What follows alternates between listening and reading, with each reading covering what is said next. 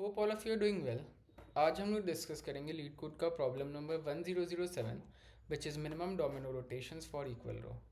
ये question medium marked है, पर मैंने ना कुछ सोल्यूशंस पढ़े यूट्यूब पे और यहाँ सोल्यूशंस टैब में। मुझे लगा लोगों ने इस क्वेश्चन को अननेसेसरीली बहुत ओवर कॉम्प्लिकेट कर दिया है। ये एक बेसिक ग्रीडी प्रॉब्लम है और लोगों ने इसमें पता नहीं, कुछ लोग मल्टीपल पासेस लगा रहे हैं, कुछ लोग हैश मैप यूज़ कर रहे हैं। मुझे लगता है ना इस सब की ज़रूरत नहीं है, उसके बिना भी सॉल्व हो जाएगा। तो चलो देखते हैं कि कैसे सॉल्व होगा। पहले समझते हैं कि क्वेश्चन हमसे पूछ क्या रहा है। क्वेश्चन हमको ये कह रहा है कि ना हमको एक डोमिनो गिवन है। ठीक है, डोमिनो में ना आगे एलिमेंट्स हो सकते हैं एक सरफेस पे, और उसके पीछे वाले जस्ट ऑपोजिट सरफेस पे भी कुछ एलिमेंट्स हो सकते हैं। तो क्वेश्चन हमको ये बोल रहा है कि जो नंबर्स है ना ईच सरफेस पे, वो 1 से 6 के बीच में लाया करते हैं। मतलब मान लो कि मेरे ऊपर वाले सरफेस पे 2 है और नीचे 6 है, आगे ऊपर वाले पे 1 है और नीचे वाले सरफेस पे 3 है। तो हम ये चाहते हैं ना कि जितने भी डोमिनोज मेरे को गिवन है उनके सबके जो टॉप सरफेस है सब पे सेम एलिमेंट हो जाए, या तो जो सबका बॉटम सरफेस है ना उस पे सेम एलिमेंट हो जाए। अब क्वेश्चन हमको ये कह रहा है कि आप ना अपने डोमिनो को स्वैप कर सकते हो। जैसे आगे ऊपर वाले सरफेस पे 1 है और ऑपोजिट वाले सरफेस पे 6 है, तो अगर आप उसको घुमा देते हो तो ऊपर वाले सरफेस पे 6 हो जाएगा और नीचे वाले सरफेस पे 1 हो जाएगा। ठीक है, तो ना हमको minimum number of swaps find out करने हैं। ऐसे फाइंड आउट करने हैं कि या तो जो मेरा टॉप्स है वो पूरे एलिमेंट सारे उसके सेम हो जाए, या तो बॉटम्स के सारे एलिमेंट सेम हो जाए। ठीक है, अब अगर मैं एग्जांपल 1 में देखूं तो क्या मैं पूरे मेरे टॉप्स को 2 बना सकता हूँ। मतलब मेरे टॉप्स वेक्टर का हर एक एलिमेंट की वैल्यू 2 हो जाए। ठीक है, इसकी तो पहले से ही 2 है, इसकी ऊपर 1 है और नीचे 2 है, तो मतलब मेरे को स्वैप करना पड़ेगा, घुमाना पड़ेगा डोमिनो को। ठीक है, मैं घुमा देता हूँ, मतलब मैंने एक स्वैप यूज़ कर लिया। ठीक है, तो अब ऊपर 2 आ जाएगा, नीचे 1 आ जाएगा। अब आगे जाता हूँ, यहाँ तो पहले से ही 2 है तो मेरे को स्वैप करने की ज़रूरत नहीं है। आगे गया, ऊपर 4 है नीचे 2 है, तो मतलब मेरे को फिर से स्वैप करना पड़ेगा। ठीक है, मतलब अब मैं 2 स्वैप यूज़ कर चुका हूँ। अब ऊपर 2 है नीचे 3 है, तो मेरे को 2 चाहिए था, ऊपर पहले से ही 2 है, तो मैं फिर से स्वैप नहीं करूँगा। फिर आगे गया, ऊपर 2 नीचे भी 2, मेरे को ऊपर 2 चाहिए था, पर इस केस में नीचे भी 2 है, तो कोई बात नहीं, मेरे को स्वैप तो नहीं करना पड़ेगा। मतलब कि मैं 2 स्वैप्स में ना मेरे पूरे टॉप्स वेक्टर की के हर एक एलिमेंट को 2 बना सकता हूँ। तो इसका आउटपुट क्या है? इसका आउटपुट भी 2 है। मतलब मेरे को बस यही नंबर ऑफ स्वैप्स रिटर्न करना है।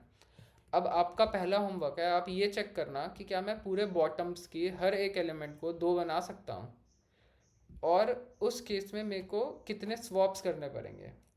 ठीक है, अगर आप ये चेक करोगे ना आपको समझ में आ जाएगा कि ये जो मिनिमम नंबर ऑफ स्वैप्स है ये चीज़ कहाँ से आ रही है। ठीक है, अब हम लोग डिस्कस करते हैं कि ये प्रॉब्लम सॉल्व कैसे होगा। टॉप और बॉटम्स मैंने यहाँ पे लिख रखा है। अब आप एक बात बताओ, अगर मैं चाहता हूँ कि या तो मेरा पूरा टॉप्स के हर एक एलिमेंट की वैल्यू सेम हो जाए, या तो मेरे बॉटम्स के हर एक वैल्यू की हर एक इंडेक्स पे जो एलिमेंट पड़ा है वो सेम हो जाए, इसके लिए ना मेरे को कोई एक एलिमेंट ऐसा चाहिए जो कि मेरे टॉप्स में भी आ रहा हो या बॉटम्स में आ रहा हो हर एक इंडेक्स पे। जैसे इस वाले एग्जांपल में वो एलिमेंट ना 2 है। 2 आप देखो हर एक इंडेक्स पे आ रहा है, या तो टॉप्स में आ रहा है या तो बॉटम्स में आ रहा है। तो यहाँ पे टॉप्स में आ रहा है 2, यहाँ बॉटम्स में आ रहा है, यहाँ टॉप में आ रहा है, यहाँ बॉटम में, यहाँ टॉप में, और यहाँ टॉप बॉटम दोनों में आ रहा है। अब ये मेरे को कैसे पता चला कि ये ऐसी भी कुछ स्टेट है कि मतलब 2 हर एक इंडेक्स पे आना चाहिए। अब आप एक बात बताओ, मान लो किसी इंडेक्स पे ना 2 नहीं है। जैसे मैं कह रहा हूँ 1 इंडेक्स में ना 2 नहीं आ रहा है, ना टॉप्स में आ रहा है ना बॉटम्स में आ रहा है, तो आप एक बात बताओ, कोई ऐसा कॉम्बिनेशन है? आप कैसे स्वैप करोगे कि या तो आपका बॉटम्स का हर एक एलिमेंट सेम हो जाए या तो टॉप्स का सेम हो जाए। एग्जाम्पल देख लेते हैं, अभी ऊपर 1 है नीचे 3 है, अगर मैं इसको स्वैप कर देता हूँ तो नीचे 3 हो जाएगा और ऊपर 1 हो जाएगा। अब एक बात बताओ, क्या 2 बन रहा है कहीं पे भी? नहीं बनेगा ना, क्योंकि इस वाले इंडेक्स पे तो 2 आ ही नहीं रहा है, ना टॉप्स में आ रहा है ना बॉटम्स में आ रहा है। इसका मतलब कि कोई एक ऐसा एलिमेंट होना चाहिए जो कि हर एक इंडेक्स पे आ रहा हो, या तो टॉप्स में या तो बॉटम्स में। चलो अब इस टॉप्स और बॉटम्स को ना जैसे पहला था वैसे ही कर लेते हैं। यहाँ 1 था, यहाँ पे 2 था। चलो तो पहले फाइंड आउट करते हैं कि ऐसा कौन सा एलिमेंट है जो कि हर एक इंडेक्स पे आ रहा है। उसके लिए फाइंड आउट करने के लिए मेरे को दो वेरिएबल्स चाहिए होंगे, एक nums1 और एक nums2। ठीक है, अब ये nums1 की वैल्यू मैंने 2 कैसे कर दी और इसकी 5 कैसे कर दी। अब एक बात बताओ, या तो 2 होगा या तो 5 ही तो होगा जो कि हर एक इंडेक्स पे आ रहा होगा। अगर मान लो 2 भी आपका नहीं आ रहा हर एक इंडेक्स पे और 5 भी नहीं आ रहा, इसका मतलब क्या है कि ना आप कभी भी टॉप्स को या बॉटम्स के हर एक एलिमेंट को ना एक वैल्यू नहीं कर पाओगे कभी भी। तो फिर मतलब जो वो एलिमेंट मैंने बताया था ना आपको जो हर एक इंडेक्स पे आना चाहिए, वो या तो टॉप्स 0 के बराबर होगा या तो बॉटम 0 के बराबर होगा। इनमें से ही कोई एक होगा, इनके अलावा और कुछ नहीं हो सकता। और अगर इनमें से कोई भी नहीं है तो इसका मतलब क्या है कि कभी भी आप टॉप्स के हर एक एलिमेंट को सेम नहीं बना पाओगे और बॉटम्स के हर एक एलिमेंट को सेम नहीं बना पाओगे। उस केस में हमको क्वेश्चन ने दिया हुआ है कि हमको -1 रिटर्न करना है। ये देखो मैंने जो भी सिलेक्ट किया है। ठीक है, अब डिस्कस करते हैं कि ये हम करेंगे कैसे, निकालेंगे कैसे वो वाला एलिमेंट जो हर एक इंडेक्स पे आ रहा है। nums1 num2 की वैल्यू मैंने 2 और 5 दे दी क्योंकि मेरे को पता है इन दोनों में से ही कोई एक एलिमेंट होगा। अगर होगा तो हो सकता है ना भी हो। तो अब मैं क्या करूँगा ना, 1 इंडेक्स से लेके n इंडेक्स तक जाऊँगा और सब पे जाके ना कुछ ऑपरेशंस परफॉर्म करते हैं। सबसे पहले मैं जाके चेक करूँगा कि जो मेरे पहले मैं nums1 को चेक करता हूँ, क्या मेरा nums1 टॉप्स आई या बॉटम्स आई में आ रहा है। num1 की वैल्यू 2 है। यार देखो टॉप्स आई में तो 1 पड़ा हुआ है, वो मेरे num1 के बराबर नहीं है। ठीक है, पर मेरे बॉटम्स आई में ना 2 पड़ा हुआ है, वो मेरे num1 के बराबर है। अच्छा, मतलब num1 मेरा एक कैंडिडेट हो सकता है, वो एक ऐसा एलिमेंट हो सकता है जो हर एक इंडेक्स पे आए। तो ना मैं num1 को अभी भी 1 ही छोड़ देता हूँ। ठीक है, अब देखते हैं num2 5। अब मैं 5 को कंपेयर करता हूँ टॉप साइज से और बॉटम साइज से। टॉप साइज पे तो 1 है पर nums2 की वैल्यू तो 5 है। ठीक है, तो मैं बॉटम साइज से कंपेयर करता हूँ, बॉटम साइज पे 2 है और nums2 5 है। मतलब मेरा जो 5 है वो इंडेक्स नंबर 1 पे ना टॉप्स पे आ रहा है ना बॉटम्स में आ रहा है। अच्छा, इसका मतलब कि ये तो मेरा कैंडिडेट हो ही नहीं सकता जो हर एक इंडेक्स पे आ रहा हो, क्योंकि वो 1 इंडेक्स पे ना टॉप पे आ रहा है ना बॉटम पे आ रहा है। तो इस केस में मैं क्या करूँगा ना, इसको जाके -1 कर दूंगा। ठीक है, कि nums2 जो मैं 5 सोच रहा था वो तो मेरा कैंडिडेट है ही नहीं। फिर मैं आगे बढ़ूँगा। अब मैं आ गया हूँ सेकेंड इंडेक्स पे। num1 को मैं कंपेयर करूँगा कि क्या वो टॉप्स या बॉटम में कहीं पे आ रहा है इंडेक्स नंबर 2 पे। हाँ, टॉप्स 2 की वैल्यू 2 है और num1 की वैल्यू 2 है। मतलब अभी भी मेरा num1 एक कैंडिडेट है। ठीक है, num2 को क्या मैं कंपेयर करूँगा, num2 तो -1 है ना, उसको तो मैं num2 इनिशियली 5 था पर मेरे को इंडेक्स नंबर 1 पे 5 नहीं मिला, तो मतलब 5 तो हो ही नहीं सकता मेरा कैंडिडेट। तो मैंने उसको पहले ही -1 कर दिया था। और मेरे को पता है कि जो मेरे नंबर है ना 1 to 6 के बीच में ही लाई करेंगे, तो अगर वो -1 हो चुका है पहले से ही, तो इसका मतलब क्या है कि num2 जो 5 था वो तो मेरा कैंडिडेट ही नहीं है और -1 तो हो ही नहीं सकता कैंडिडेट। कैंडिडेट जो है वो 1 से 6 के बीच में ही होगा। ठीक है, तो फिर अभी भी num1 मेरा कैंडिडेट है, num2 -1 हो चुका है। अब आगे ना मैं इसको चेक भी नहीं करूँगा। ठीक है, अब इंडेक्स नंबर 3 पे आते हैं। इंडेक्स नंबर 3 पे टॉप्स पे 4 है, बॉटम्स पे 2 है। मतलब जो num1 है ना वो बॉटम पे आ रहा है, इसका मतलब मेरा num1 अभी भी कैंडिडेट है जो कि हर एक इंडेक्स पे आएगा। ठीक है, फिर आगे बढ़ जाते हैं। इस बार टॉप्स पे 2 है, बॉटम पे 3 है और मेरा num1 2 था, तो मतलब 2 मेरा अभी भी कैंडिडेट है क्योंकि वो इस वाले इंडेक्स पे भी आ रहा है। अब मैं फिर आगे बढ़ूँगा, टॉप्स पे भी 2 है, बॉटम्स पे भी 2 है और num1 की वैल्यू 2 थी। अच्छा, इसका मतलब num1 तो मेरा अभी भी कैंडिडेट है। तो मतलब मैं फिर आगे बढ़ूँगा, अब आगे बढ़ा तो आउट ऑफ रेंज चला गया मैं मेरे टॉप्स और बॉटम के साइज़ के। मतलब मेरा लूप यहीं पे रुक जाएगा और लूप के बाद ना मेरे num1 की वैल्यू 2 होगी और num2 की वैल्यू -1 होगी। इसका मतलब कि जो मेरा num1 है ना वही एक मेरा कैंडिडेट है जो कि हर एक इंडेक्स पे आ रहा है। ठीक है, तो इसके बाद ना मेरे को कुछ नहीं करना है, इसके बाद खाली मेरे को minimum number of swaps return करने हैं। या अब मिनिमम नंबर ऑफ स्वॉप्स मतलब क्या, कुछ मतलब मल्टीपल वैल्यूज़ आएंगी क्या स्वॉप्स की, 2 वैल्यूज़ आएंगी। अब देखो अगर मेरे को हर एक एलिमेंट को 2 बनाना है तो वो तो मैं टॉप्स के भी हर एक एलिमेंट को 2 बना सकता हूँ। और बॉटम्स के भी हर एक एलिमेंट को 2 बना सकता हूँ। तो मतलब क्या है ना, मेरे को पहले टॉप्स के हर एक एलिमेंट को 2 बनाना है और देखना है कि मेरे को कितने स्वॉप्स करने पड़ रहे हैं। ठीक है, मान लो x स्वॉप करने पड़ते हैं, और अगर मैं बॉटम के हर एक एलिमेंट को 2 बनाता हूँ तो मान लो मेरे को y स्वॉप्स लगते हैं। तो क्वेश्चन मेरे को क्या बोल रहा है ना, कि मेरे को minimum number of swaps return करने हैं, minimum number of rotations return करने हैं। तो x और y में जो भी कम होगा मैं उसको रिटर्न कर दूंगा। ठीक है, अब एक काम करते हैं, पहले इतना कोड करते हैं। उससे पहले एक और चीज़, आप एक बात बताओ, इधर num1 और num2 की वैल्यू एक की तो 2 आ रही है, एक की -1 आ रही है। ऐसा भी तो हो सकता है कि दोनों की -1 आ रही हो।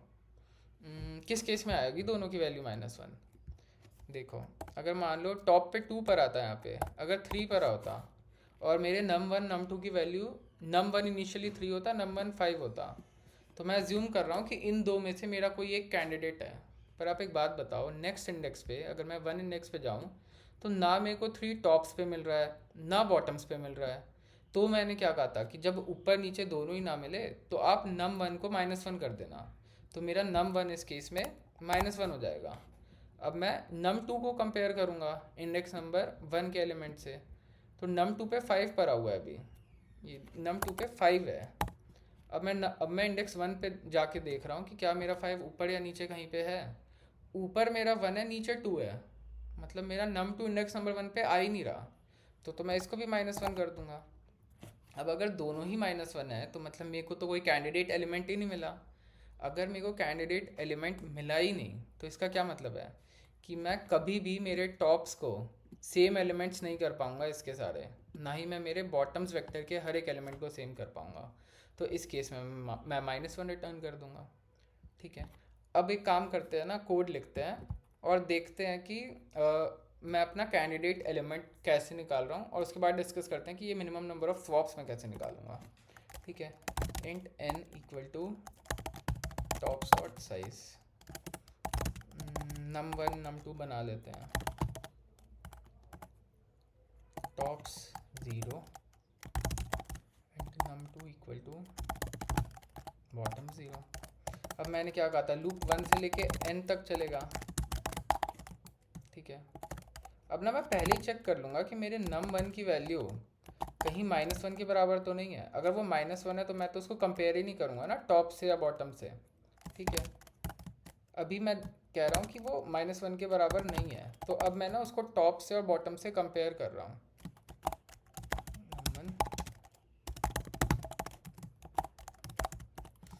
अब इस केस में वो पहले से -1 के बराबर नहीं था, और ना उसकी वैल्यू टॉप साइज से मैच हो रही है ना बॉटम साइज से मैच हो रही है।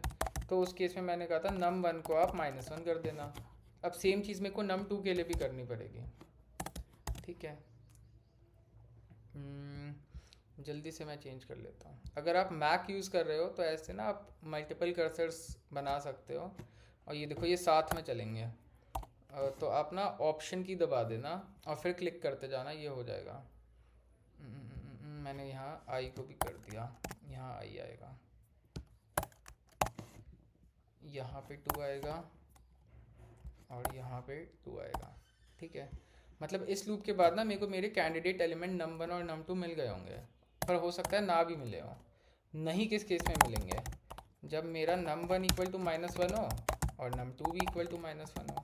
उस केस में मैंने क्या बताया था कि हम लोग रिटर्न -1 कर देंगे। अब देखते हैं कि हमारा कैंडिडेट एलिमेंट है क्या। कैंडिडेट एलिमेंट इक्वल टू, हो सकता है ना कि मेरा num1 इक्वल टू -1 हो जाए, तो उस केस में मेरा जो कैंडिडेट एलिमेंट होगा वो num2 हो जाएगा। और अगर मान लो कि मेरा num1 इक्वल टू -1 नहीं है तो मतलब वही मेरा कैंडिडेट एलिमेंट है। ये जो मैंने ऑपरेटर यूज़ किया है, ये क्वेश्चन मार्क और ये कॉलन, ये आप पढ़ के आना क्या है, इसको टर्नरी ऑपरेटर बोलते हैं। और आप इसको देखना कि इसका यूज़ क्या है, और ये इस केस में मैंने इसको कैसे यूज़ किया और क्यों यूज़ किया है। ठीक है, अब मैंने आपको क्या बोला था, एक बार जब मेरे को कैंडिडेट एलिमेंट मिल गया तो अब मेरे को मिनिमम नंबर ऑफ स्वॉप्स निकालने हैं।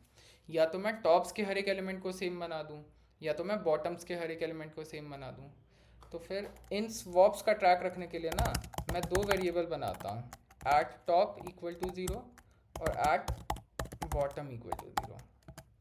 ठीक ठीक है, एट टॉप बता रहा है कि मैं टॉप वाले हर एक एलिमेंट को अगर कैंडिडेट एलिमेंट के बराबर बनाता हूँ तो कितने स्वैप्स चाहिए होंगे, और एट बॉटम बताता है कि अगर मैं बॉटम के हर एक एलिमेंट को सेम बनाऊँ तो मेरे को कितने स्वैप्स चाहिए होंगे। एक बार ना फिर से हमको ट्रैवर्स करना पड़ेगा, ये हमारा सेकेंड पास है through tops and bottoms. I plus plus if tops I is not equal to num and bottoms I equal to num, तो मैं क्या करूँगा ना, मतलब जो मेरा टॉप्स आई है ना वो नम के बराबर नहीं है और बॉटम आई पे नम पड़ा हुआ है, और मैं चाह रहा हूँ कि मैं टॉप के हर एक एलिमेंट को कैंडिडेट एलिमेंट के बराबर बनाऊँ, तो मेरे को स्वैप करना पड़ेगा। तो मैं एट टॉप को प्लस प्लस कर दूंगा, ठीक है। Else if bottoms I not equal to num नहीं है, यहाँ पे ना कैंडिडेट एलिमेंट आएगा, और ये काम करते हैं हम कैंडिडेट एलिमेंट को ना नम मान लेते हैं, कम चेंजेस करने पड़ेंगे मेरे को। And tops I equal to num